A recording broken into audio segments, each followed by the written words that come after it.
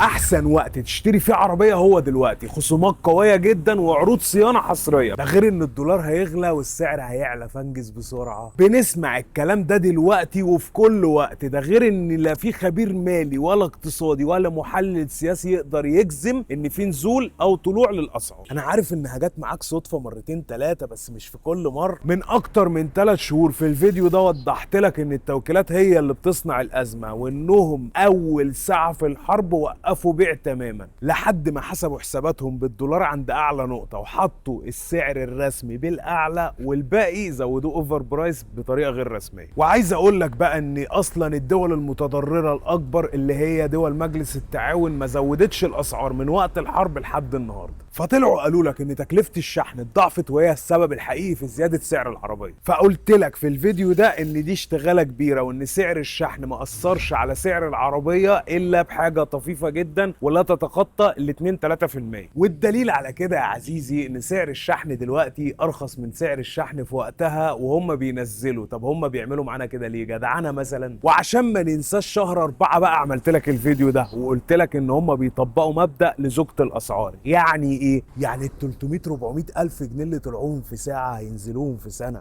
على هيئه خصومات 50 في 50 كده. وده بقى يا عزيزي اللي بيحصل دلوقتي. عايزين بقى نعرف اصل القصه وليه الخصومات دي ما بتنزلش من السعر الرسمي وواضح قدام الناس كلها، عشان خاطر اللي اشتروا بالغالي ما يعيطوش ويروحوا يعملوا لهم محاضر ويقولوا لهم ان انتوا ضحكتوا علينا. فالتوكيلات قررت انها تستغنى عن التجار وتبيع عن طريقها هي بس والموزعين فقط. لا وشالت لك الاوفر برايس، مش انا قلت لك هم اللي بيحطوه؟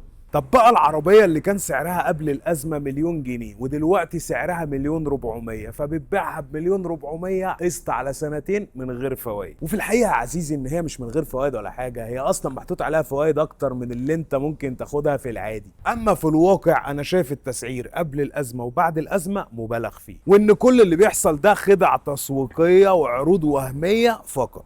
والسؤال ليك انت بقى، شايف ان دلوقتي بقى التسعير عادل ولا هيعيشوا ويشتغلونا طول عمرهم؟ وبالنسبة للاخ اللي كان بيتكلم على اكسترا نيوز، والله العظيم سمعتك بالصدفة انت قلت ان تسعير المستعمل مربوط بالجديد. عايز اقول لك على حاجة، ان في ناس بتبيع المستعمل اغلى من الجديد اصلا، فمالوش اي علاقة. شفت بسببك كنت هنسى. بس كده، سلام.